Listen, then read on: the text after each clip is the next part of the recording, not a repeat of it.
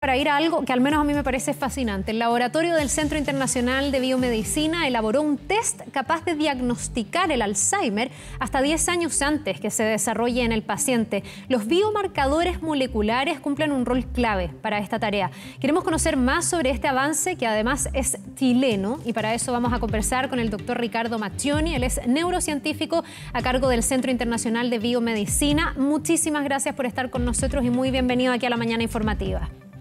Muy buenos días, Carla. Es un gusto conversar con ustedes y aportar en lo que necesiten sobre todo esto nuevo que es la investigación del Alzheimer y lo que puede significar este nuevo biomarcador, que es una especie de sensor que de alguna manera te mide el grado de avance de una enfermedad tan devastadora como es el Alzheimer. A ver, por eso yo digo que a mí me parece tan fascinante y estoy tan interesada, y creo que esta entrevista puede aportar tanto, porque el Alzheimer o las demencias seniles sabemos que son enfermedades que están muy ligadas al envejecimiento. Nuestra población está envejeciendo y por lo tanto la prevalencia también va a ser cada día mayor. ¿Cómo funciona este descubrimiento? ¿Cuál es la ventaja de poder con antelación diagnosticar que, no sé, en 10 años más yo voy a tener Alzheimer? Es interesante hacer notar que un biomarcador, un descubrimiento de esta naturaleza, no es una cosa que ocurre en forma instantánea. Son varios años de investigación en que primero tuvimos que investigar qué es lo que es la enfermedad de Alzheimer. Era fundamental saber cuáles son las causas del Alzheimer y qué es lo que está ocurriendo en el cerebro de los pacientes con Alzheimer con antelación a los síntomas. De esa manera pudimos avanzar en el tema de biomarcadores. Y hasta comienzos del año 2000 nos dimos cuenta que el Alzheimer se diagnosticaba solamente sobre la base de neuropsicología.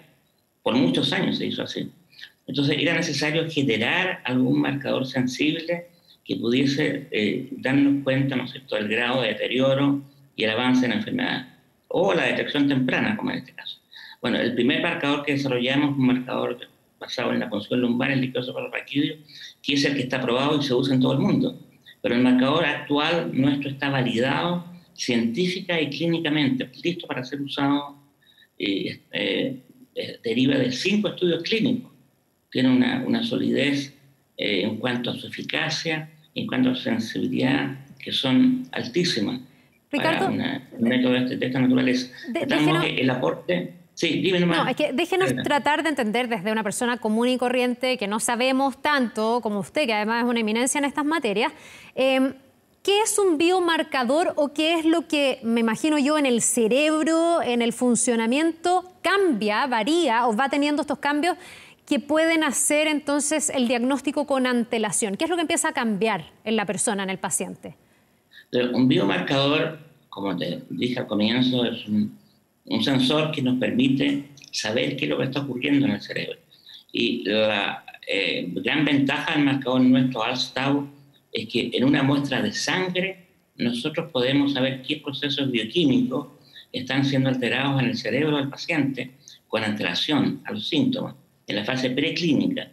Y eso es muy importante, no solamente como un método de diagnóstico de Alzheimer, cuando el Alzheimer ya está presente, sino que como un método de detección temprana. Y ese método de detección temprana nos indica que hay un elemento en la sangre, que son las plaquetas, en donde encontramos justamente el descubrimiento inicial fue ese, una proteína que está alterada en los pacientes con Alzheimer en relación a los individuos normales.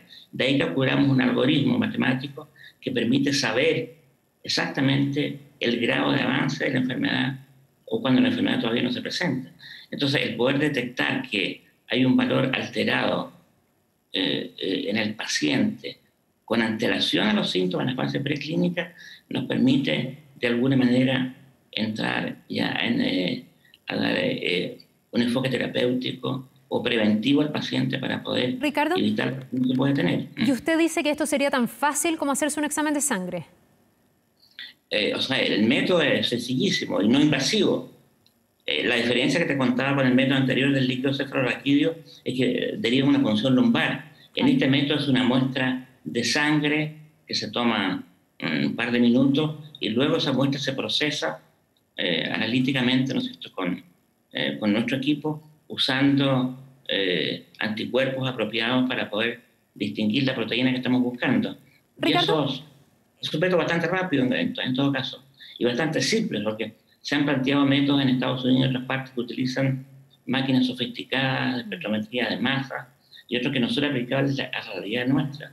Lo importante es que el marcador nuestro está hecho a escala humana y para la población de nuestro país. No, es un tremendo avance. Ahora, me interesa saber por qué la antelación en el diagnóstico es tan importante. El deterioro que genera el Alzheimer en las neuronas, en sus conexiones, que puede terminar al final con una persona absolutamente extraviada, que no tiene claridad en sus recuerdos, gente que termina incluso postrada, con muchísimas dificultades.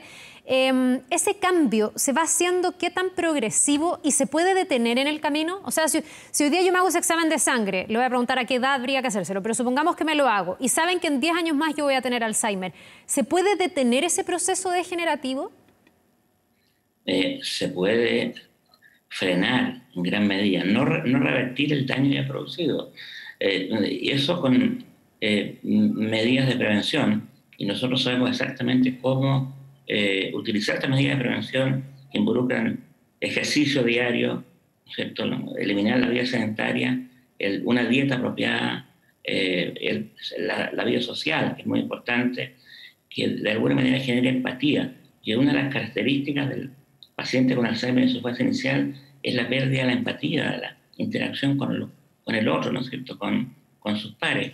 Y eso se puede solucionar con enfoques preventivos y terapéuticos, con las herramientas que hay ahora, aunque no logran curar la enfermedad, por lo menos si se aplican tempranamente, va a permitir, ¿no es cierto?, un mayor control del avance de la enfermedad y quizás frenarla por mucho tiempo, y eso le va a asegurar a la larga algo al paciente, que es calidad de vida.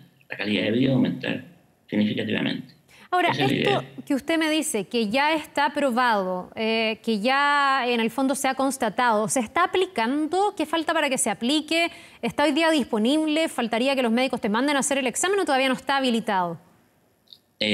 No está habilitado por temas logísticos, de coordinación simplemente, pero eso ya escapa a nosotros. Las entidades que están a cargo de implementar esto están trabajando a full, pese a la pandemia y todo eso, para poder ya ponerlo en práctica el primer semestre del próximo año.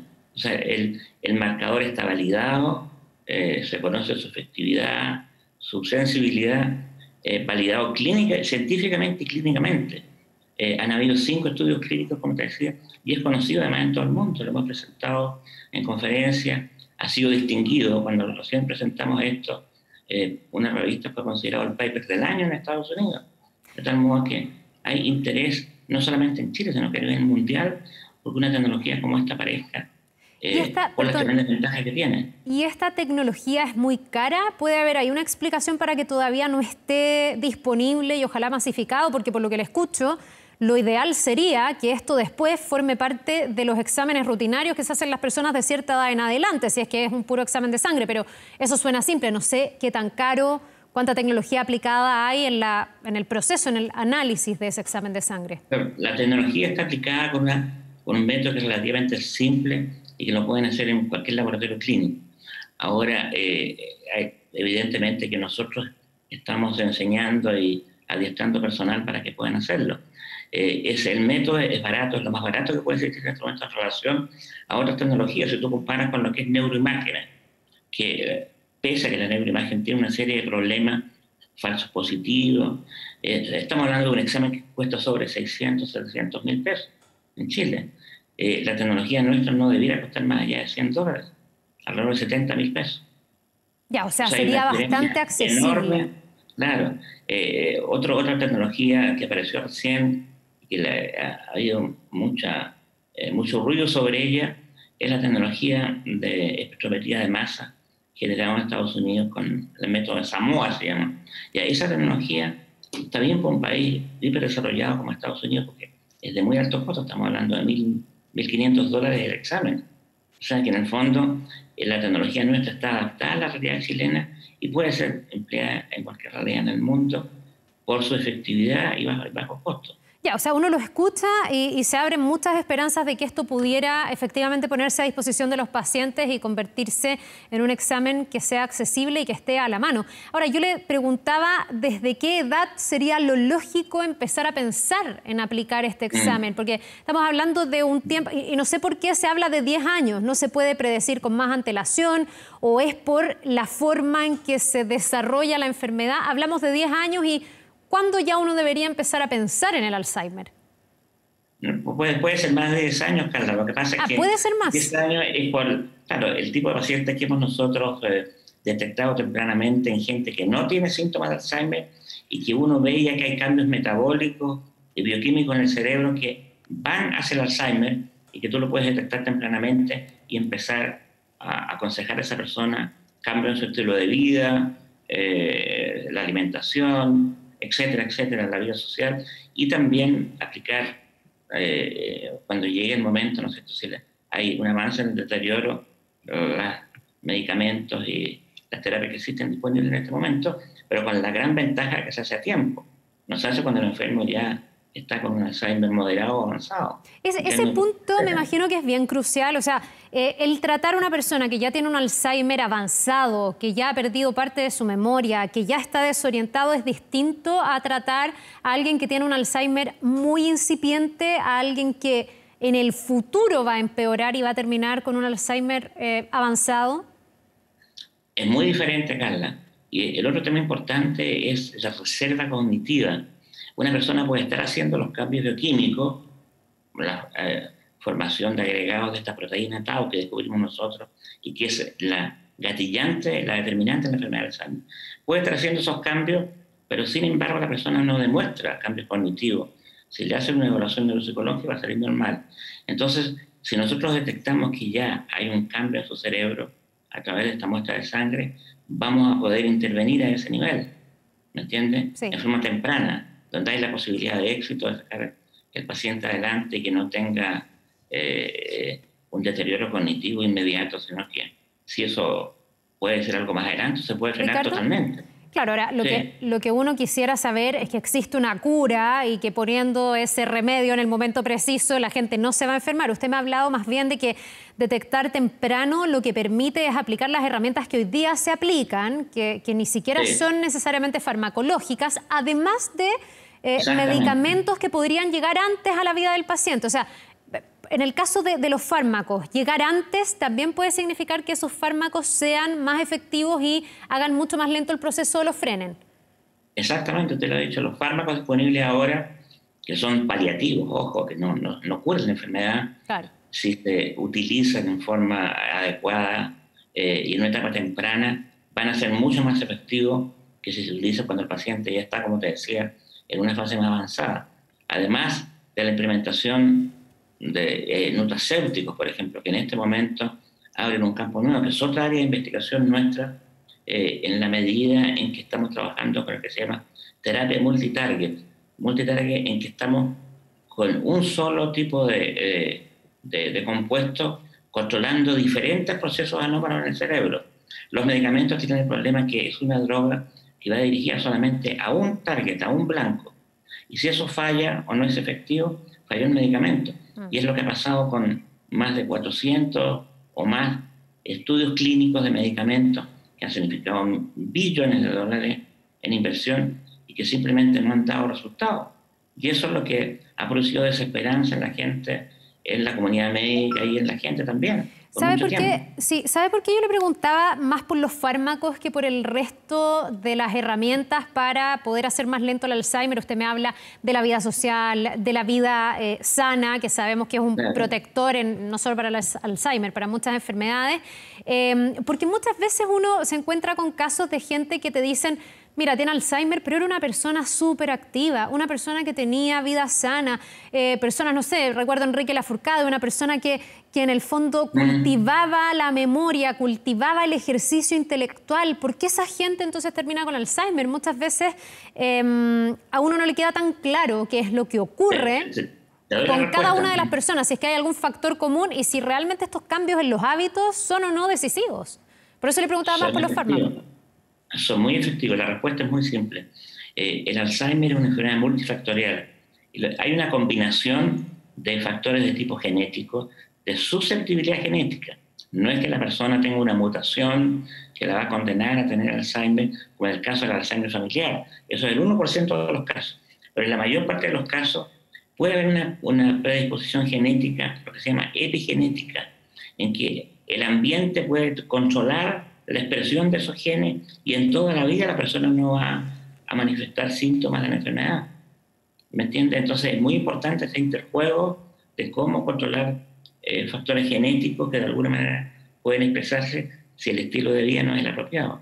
Entonces el medio controla la expresión de esos genes, ¿me entiendes? Entonces desde ese punto de vista es muy importante trabajar en ese contexto, en los estilos de vida, en la parte preventiva. Ya cuando el Alzheimer se expresa, lógicamente que hay que usar terapia farmacológica o no farmacológica también. La estimulación cognitiva, por ejemplo, es una herramienta poderosísima. Nosotros generamos un software hace unos 10 años atrás muy potente que ayuda a las personas mayores demostrado clínicamente a recuperar su memoria, hacer actividad intelectual, etc. Ricardo, yo le preguntaba por la edad, porque no sé si, o sea, sabemos que en el fondo esto se va a desarrollar distinto en cada paciente. Hay gente que puede tener un Alzheimer más temprano, pero sabemos que también esto está súper ligado al envejecimiento. ¿Cuál es como la barrera psicológica, si lo quisiéramos poner como un factor común, donde uno pudiera pensar que hay más posibilidades de tener Alzheimer, para saber entonces cuánto antes habría que tener este chequeo sanguíneo que pudiera darnos cuenta de que nos vamos a enfermar más adelante? Claro, la idea de este test es un screening, hacer un screening en la población de la gente que se entra con factor de riesgo, pasado ya los 50 años, obviamente, y que quiere saber si está en este proceso. Y de esa manera nosotros, en los estudios clínicos que hemos hecho, estamos hablando de sobre 400 pacientes, estudios hechos en Chile y en Europa también, con nuestro marcador, nos han permitido de poder pesquisar a veces casos en los cuales la persona no tiene trastornos cognitivos ni trastornos del tipo Alzheimer, pero sin embargo tienen el test nuestro lo tienen alto, lo cual significa que hay un proceso bioquímico en el cerebro que está siendo alterado y que eso podría a la larga conducir a la enfermedad de Alzheimer. Esa es la idea en el fondo, que sirva como una herramienta de screening, pero también de apoyo diagnóstico. Qué increíble, ¿eh? Qué buen avance. Nos quedamos súper atentos a cuando esto efectivamente... Usted me dice que hay problemas de coordinación. Ojalá que todo lo que se tenga que hacer sea bien expedito para que esto sea una realidad y esté disponible para los pacientes, para las familias. El Alzheimer es una enfermedad que lamentablemente también enferma muchas veces a un entorno que no está tan preparado. No todos sabemos cómo tratar. Los cuidadores a veces no saben cómo tratar el Alzheimer. Así que me parece que puede ser un avance fundamental que ojalá esté implementado lo antes posible. Le queremos agradecer mucho por explicarnos. Problema de coordinación. Yo no diría problema de coordinación, sino que es la etapa que corresponde de acuerdo a una carta CAM bien establecida. Ah, perfecto, ya. Cómo estamos haciendo esto y que eso va a ocurrir. Ya, entendemos que sería el próximo año. Porque nos interesa mucho que la gente entienda esto y poder llegar al máximo posible para solucionar este grave problema. Bien, pues Ricardo Macchioni, neurocientífico a cargo del Centro Internacional de Biomedicina, muchísimas gracias por habernos acompañado y habernos explicado esta mañana más de este avance. Que le vaya muy bien. Gracias, Carla, que esté muy bien. Hasta luego. Nos vemos.